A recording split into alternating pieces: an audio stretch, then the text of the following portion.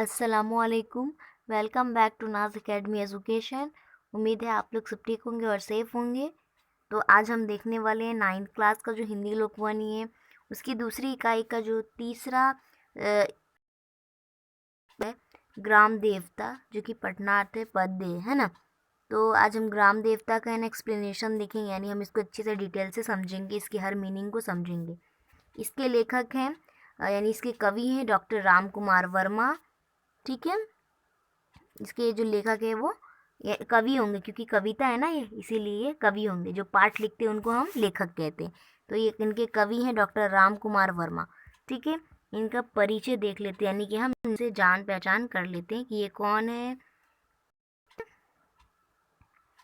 परिचय है इनका। जन्म है 15 सितंबर 1905 सागर मध्य प्रदेश में। ठीक है, मृत्यु यानी इसकी जो वफात है यानी कि डेथ है वो है 1990 में। ठीक है, परिचय अब इनका। और अब आया डॉक्टर राम कुमार वर्मा आधुनिक हिंदी साहित्य के सुप्रसिद्ध कवि, एकांकी, नाटककार, लेखक और आलोचक हैं। यानी कि यहाँ पे कहा जा रहा है कि जो डॉक्टर राम कुमार वर्मा जी है वो, यानी जो आधुनिक युग था हमारा, उसके हिंदी साहित्य के सुप्रसिद्ध यानी कि बहुत ही मशहूर कवि थे। एकांकी लिखते थे, नाटककार थे, ये लेखक भी थे, यानी इन्होंने बहुत सारी ये भी लिखी होंगी, पाठ लिखी हुई हैं, और बहुत ही आलोचक है। एकांकी देखो क्या होता है, देखो आपका ना 8वीं क्लास में एक ये था, एकांकी था, सम्मेलन अंगों का, उसी को एकांकी कहते हैं, है ना। तो मतलब वो था, उसकी मिसाल देके समझा रही हूँ कि वो एकांकी है। ठीक है, और उसकी प्रमुख कृति यानी इसकी मशहूर तसानीफ है। उर्दू में मशहूर तसानीफ बोलते, इंग्लिश में एकदम प्रसिद्ध, यानी एकदम खूब मतलब ज़्यादा से ज़्यादा इनकी प्रसिद्ध है, प्रमुख कृति यानी बहुत ज़्यादा मान्यता है इनकी ये सारी किताबों को, है ना। तो क्या है, वीर हमीर, चित्तौड़ की चिंता, निशित, चित्ररेखा आदि, ये सब क्या है, काव्य संग्रह है इनकी, है ना। उसके बाद है रेशमी टाई, रूप रंग, चार ऐतिहासिक, एकांकी आदि। तो ये सब क्या हुआ, ये सब एकांकी संग्रह है इनका, है ना। और उसके बाद जो है एकलव्य, उत्तरायण आदि, ये सब क्या है, इनकी नाटक लिखी हुई। ठीक है, तो चलिए हम स्टार्ट कर लेते हैं ग्राम देवता का। ठीक है, तो चलिए मैं हमें जूम कर देती हूँ। हे ग्राम देवता नमस्कार, सोने चांदी से नहीं किंतु तुमने मिट्टी से किया प्यार। हे ग्राम देवता नमस्कार। यानी कि जो कवि है इस 4 पंक्तियों में ये कह रहे हैं कि तुमने, हे ग्राम देवता, यहाँ पे ग्राम देवता किसको बोला जा रहा है, किसान को, कृषक को। ठीक है, यहाँ पे मैं किसान भी लिख देती हूँ। ठीक है, और यहाँ पे नीचे देखो ये है कृषक। ठीक है, समझा ना। हाँ देखो, यहाँ पे किसको, जो कवि किसको, ग्राम देवता किसको बोला गया है, कृषक को, किसान को। तो कवि कह रहे हैं ग्राम देवता नमस्कार, यानी मैं तुम्हें नमस्कार करता हूँ, क्योंकि तुमने सोने चांदी से नहीं बल्कि तुमने मिट्टी से क्या, मतलब तुमने जो आपकी खेतों की जो मिट्टी है तुमने उससे प्यार किया है, इसीलिए मैं तुम्हें नमस्कार करता हूँ, कवि कह रहे हैं।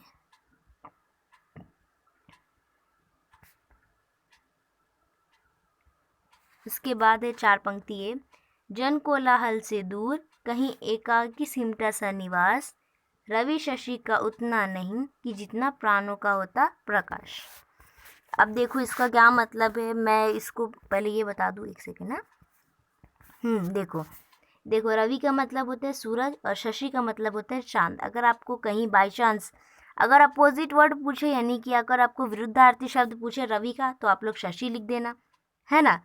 अगर शशि का पूछे तो रवि लिख देना। ठीक है, विरुद्धार्थी में। अगर आपको समानार्थी शब्द पूछते हैं तो आप क्या करोगे, चांद का लिखोगे शशि और सूरज का लिखोगे रवि।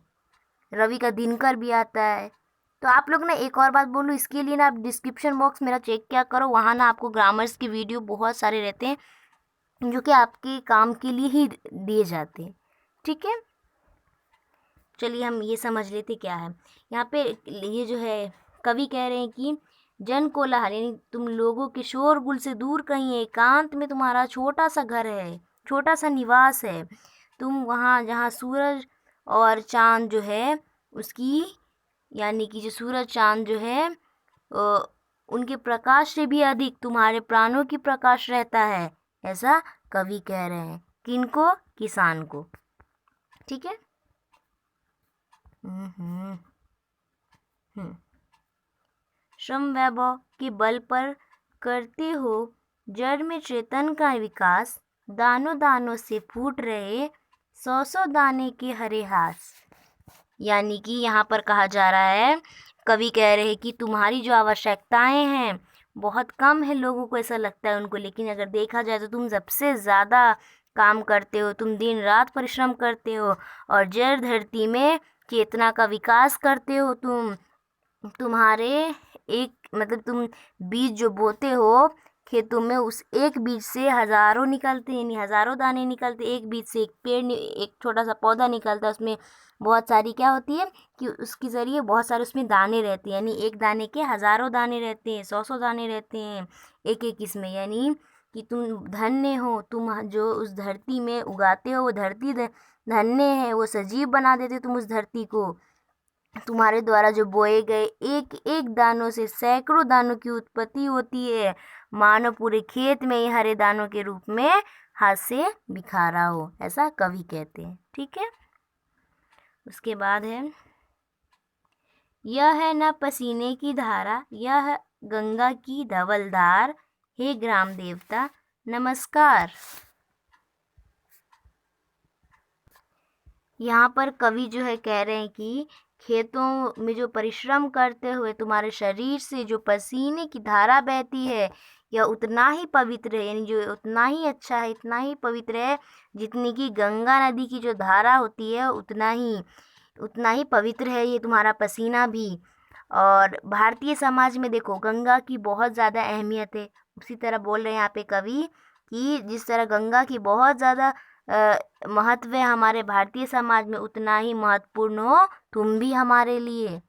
ठीक है, ऐसा कवि कह रहे हैं अपनी इस कविता में।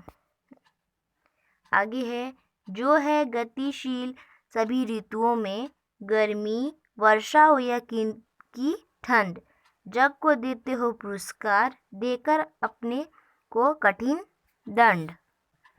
अब देखो क्या है इसका मतलब। देखो क्या है कि कृषक जो होते, जो किसान होते, वो हर हाल में, यानी कवि यहाँ पर कह रहे कि जो कृषक होते हैं, किसान होते, वो हर ऋतु में काम करना होता है उनको, चाहे कितनी ही गर्मी हो या फिर वर्षा हो या सर्दी हो। देखो गर्मी की जो टाइम रहता है, गर्मी की जो तपती धूप रहती है दोपहर का टाइम, उसमें जब दूसरे लोग छाया में, हवा के नीचे, पेड़ों के नीचे आराम से या फिर घरों में अंदर अच्छी जगह पे, यानी जहाँ पे हवा आती हो, जहाँ पे छाया हो, वहाँ पर क्या करते, विश्राम यानी कि आराम करते हो। लेकिन तुम उस समय कृषक जो होते हैं, किसान जो होते हैं, वो खेतों में हल चला रहा होता है वर्षा के समय में, यानी जब बारिश का टाइम रहता है तो वो उस खेतों में कभी गोड़ाई, तो कभी उस समय खेतों में क्या निराई करना होता है उनको। और जब कड़ाके की जो सर्दी रहती है उसमें भी वो रात को खुले खेतों में फसल की चौकसी करता है। यानी आपको लेखक यहाँ पर बोल रहे हैं, यानी इस माध्यम से कह रहे हैं, आपको कवि कह रहे हैं कि जो कृषक है वो स्वयं को, यानी खुद को मानो इस रूप में दंडित करता है और दुनिया को धन धान्य रूपी पुरस्कार देता है। समझे? यानी लेखक कह रहे हैं ये सारी बातें जो भी मैंने बोली कि वो जब दोपहर का टाइम रहता है तो सब जब लोग आराम करते गर्मी के दिनों में, तब लेखक क्या करता है, वो लेखक नहीं, किसान जो है वो हल चला रहा होता है ना। तो यानी गर्मी में इस तरह, ठंडी में चौकसी करता है रात में, है ना। और बारिश के टाइम में वो क्या करता है, गौराई या फिर निराई का काम करना होता है उनको। तो इस रूप में क्या करते हैं, खुद को दंड देता है, यानी तकलीफ देने के बाद भी वो दुनिया को पुरस्कार देता है ना। इसके बाद है आगे का, झोपड़ी झुकाकर तुम अपनी ऊंचे करते हो राजद्वार, हे ग्राम देवता नमस्कार। यानी यहाँ पर फिर कवि कहते हैं कि हे कृषक, हे किसान, तुम्हारी जो झोपड़ी है, तुम्हारा जो घर है, उसमें अभाव ही अभाव है, लेकिन तुम दूसरों के द्वार ऊंचे करते हो। यानी इसके कहने का मतलब है कि जो देखो कृषक का जो घर रहता है, उनका बेचारे को झोपड़ियाँ रहती है। अक्सर देखोगे जो किसान रहता है ना, उनको बहुत तकलीफ़ें रहती है, क्योंकि देखा जाए तो गवर्नमेंट भी उनकी हेल्प ज़्यादा नहीं करते, है ना। तो उनके बेचारे के घर भी मतलब सही से नहीं रहते। तो वो जो किसान लोग रहते हैं तो उनकी झोपड़ियाँ रहती एक तरीके से। तो जब जब लोग जो दाना लेकर जाते हैं अंदर तो पीठ पर लाद कर झुक कर जाते, तो इसीलिए यहाँ पे कहा गया कि झोपड़ी में रहते हैं ना। और मतलब लेकिन देखो इनकी जो अहमियत कितनी बड़ी है, ये दूसरा खुद के घर तो इनके झोपड़ी के रहते, लेकिन अपनी जो ये है शान से, मतलब उनकी राजद्वार एकदम ऊंचे रहते हैं। यानी तुम्हारे जो उगाए गए, राजद्वार का मतलब यहाँ पर ये समझाया गया है, ऊंचे करते हो राजद्वार का मतलब ये है कि तुम्हारे द्वारा जो उगाए गए अन्न के कारण ही सब स्वस्थ रहते हैं, सुचारू रूप से रहते हैं। क्या आ जाते यार ये भी, जा भाई।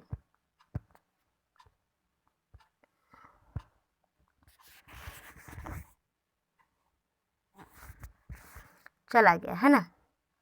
हम आगे का कंटिन्यू करते। सॉरी हाँ, वो आ जाता है, मैं क्यों ऑन रखती हूँ, लाइट मोड ऑन कर लेना चाहिए था। तो वो कहते हैं यहाँ पर लेखक, ये कवि कह रहे हैं कि तुम्हारे ही अन्न के द्वारा जो उगाए गए अन्न रहते हैं उनके कारण ही सब स्वस्थ रहते हैं, सुचारू रूप से अपना काम करते, जिससे समाज में उचित विकास होता है। ठीक है, तो समझा होगा आपको। चलिए आगे का देखते हैं। देखिए अब इसका क्या मतलब है। तुम जन गण मन अधिनायक हो, तुम हंसो कि फूले फले देश, आओ सिंहासन पर बैठो, यह राज्य तुम्हारा है अशेष। यानी ये जो 4 पंक्तियां में फिर ये कह रहे हैं, जो कवि है वो कह रहे हैं कि जो किसान है तुम जानते नहीं हो, मतलब कि देखो मैं बताती हूँ। यहाँ पर कवि कहते हैं कि किसान तुम जनता यानी जो लोग हैं उनके संपूर्ण समूह के स्वामी हो, राजा हो। तुम हमेशा खुश रहो, सदैव खुश रहो, कि तुम्हारी जो खुशी है, प्रसन्नता है, उससे पूरा देश खुश रहेगा। यानी अगर किसान खुश रहेगा, फिर वो काम करेगा खेतों में, तभी हमको अनाज मिलेगा ना। यानी उसके खुश रहने पर भी हमारी खुशी है। तो वो खुश नहीं रहेगा तो फिर कोई काम करेगा नहीं करेगा, है ना। तो वही यहाँ पे मैं समझा रही हूँ। यहाँ पे इसमें जो 4 पंक्ति इसमें ये बोला गया है कि तुम फूलो फलो, इससे मतलब ये है कि तुम खुश रहो, तुम्हारी खुशी से ही पूरा देश खुश रहेगा, समृद्ध होगा, और तुम आओ और इस सिंहासन पर बैठो, ये पूरा का पूरा राज्य तुम्हारा है। ठीक है, ऐसा कोई जगह नहीं जहाँ पर तुम्हारा ये ना हो, तुम्हारा हक ना हो, तुम्हारा हर जगह ये है। ठीक है, हक है। उर्वरा भूमि के नए खेत के नए धान्य से सजे वेश, तुम भू पर रहकर भूमि भार धारण करते हो मनुष्येश। अब देखो क्या है कि उर्वरा भूमि, यहाँ पर कवि कहते हैं कि कृषक तुम्हारे द्वारा जो उपजाऊ भूमि है, भूमि का मतलब होता है जमीन, उस जमीन को सदैव नए नए वस्त्र तुम धारण कर देते हो उनको। नए नए वस्त्रों में धरती जो खूब सजती है, नए नए कपड़ों से मतलब क्या, यहाँ पे कवि कहते हैं कि देखो कभी कभी कभी खेत में क्या होता है, धान की खेती होती है, तो कभी गेहूं की, कभी बाजरे की, कभी मक्के की, है ना। तो कभी दाल की, तो कभी चने की। तो देखो ऐसे अलग अलग कलर रहते सबके, है ना। तो इन लोग जब उपजाऊ होते हैं तो इनकी सारी चीज़ भी अलग अलग होती है ना। तो वही बोले तुम अलग अलग कपड़ों से इनको, यानी उनको वस्त्र नाम दे दिया गया है, उनके जो पौधों को ना वस्त्र नाम दिया गया। यहाँ पे ये बोला गया है कि तुम जो अलग अलग वस्त्र इनको धारण कर देते हो कृषक, उनकी वजह से जो हमारी धरती है वो खूब सजती है ना। तुम जैसे कि अन्य लोगों का जो भार है अपने कंधों पे उठा लेते हो, यानी कि अगर तुम उपजाओगे नहीं तो लोग खाएंगे कहाँ से। तो वही चीज़ यहाँ पर समझाया गया है कि तुम ज़मीन पर रहकर ही, यानी तुम भू पर रहकर भी भूमि का भार, यानी जो दूसरे लोग हैं उनका भार तुम उठाते हो, यानी खेत में अनाज उपजाते हो और दूसरे लोग खाते हैं। और फिर तुम यहाँ पर बोला गया उनका जो भरण पोषण है वो करते हो मनुष्य, यानी मनुष्य के रूप में। ठीक है, यहाँ पे किसान को इतना अच्छा, कितना यानी यहाँ पे कितनी इसकी तारीफ, कितनी प्रसन्नता बताई गई है ना, एकदम तारीफ बताई गई किसान की, यहाँ पर कृषक की। अपनी कविता से आज तुम्हारी विमल आरती लूं उतार, हे ग्राम देवता नमस्कार। यानी यहाँ पर अब लेखक कह रहे हैं कि जो मेरी कविता है, ये जो कविता जो मैं लिख रहा हूँ, उससे मैं तुम्हारी सारी की सारी बातें जो मैं बोल दूँ तब भी मुझे कम लगेगा। इसलिए मैं तुम्हें कह रहा हूँ कि मैं अपनी कविता से के माध्यम से मैं तुम्हारी इतनी तारीफ़ कर दूँ, जितना तुम परिश्रम करते हो, परोपकारी हो, तुम सबको अनाज देते हो, तुम हम सबके राजा हो। यानी इस तरह मैं आपकी तारीफ़ कर लेता हूँ, इसीलिए मैं आपको नमस्कार करता हूँ, हे ग्राम देवता नमस्कार।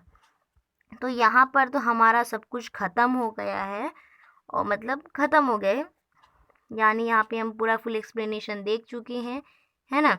और अब बचा हमारा क्वेश्चन आंसर का, तो इंशाल्लाह वो भी बहुत जल्द आपको मिल जाएगा। बस आपको करना क्या है कि आपको हमारे चैनल के साथ जुड़े रहना है सब्सक्राइब करके, और ये जो वीडियो है एक्सप्लेनेशन का ग्राम देवता का, तो आप प्लीज़ शेयर कर दो इस वीडियो को, ठीक है। एंड इंशाल्लाह हम लोग दूसरे वीडियो में मिलेंगे, जब तक के लिए अल्लाह हाफिज़, टेक केयर, आप लोग अपना ख्याल रखो, ठीक है। हाँ, एक बात बोलना भूल गई, ये है कि देखो अगर आपको कुछ भी डाउट हो ना तो आप कमेंट करके पूछ लिया करो, मैं आंसर दे देती हूँ, आपको पता है ना। और अ, ये जो है कि हाँ मैं बोल देती हूँ, है ना। आप लोग से ही नहीं बोलूँगी तो किससे बोलूँगी। बात ये है कि देखो, आपके पेरेंट्स ना आपको फ़ोन देते हैं यूज़ करने के लिए, किस लिए? आपको पढ़ने के लिए देते हैं। तो प्लीज़ प्लीज़ प्लीज़ प्लीज़ उसका गलत इस्तेमाल मत करना प्लीज़, ठीक है। आप उसको पढ़ाई करो और एक अच्छी इंसान बनो, है ना, सक्सेस बनो अपनी लाइफ में, ठीक है। तो सो टेक केयर। आपको वीडियो कैसा लगा, और आते ही वीडियो को लाइक कर देना, वीडियो को प्लीज़ लाइक कर देना, और चैनल को सब्सक्राइब कर देना, और शेयर कर देना वीडियो को, कमेंट में बताना वीडियो कैसा लगा, ठीक है। एंड क्वेश्चन आंसर इसमें ज़्यादा तो नहीं, आपको कुछ है लेखनीय, संभाषणीय, और इससे है पाठ से आगे है, और कल्पना पल्लवन है।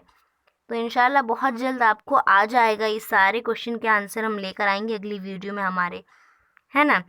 जिसका क्वेश्चन आंसर का वीडियो होगा उसमें आप लोग देख लीजिएगा, ठीक है। फिर आप मुझे बताओ कि वीडियो कैसा लगा आपको, and thanks for watching my videos.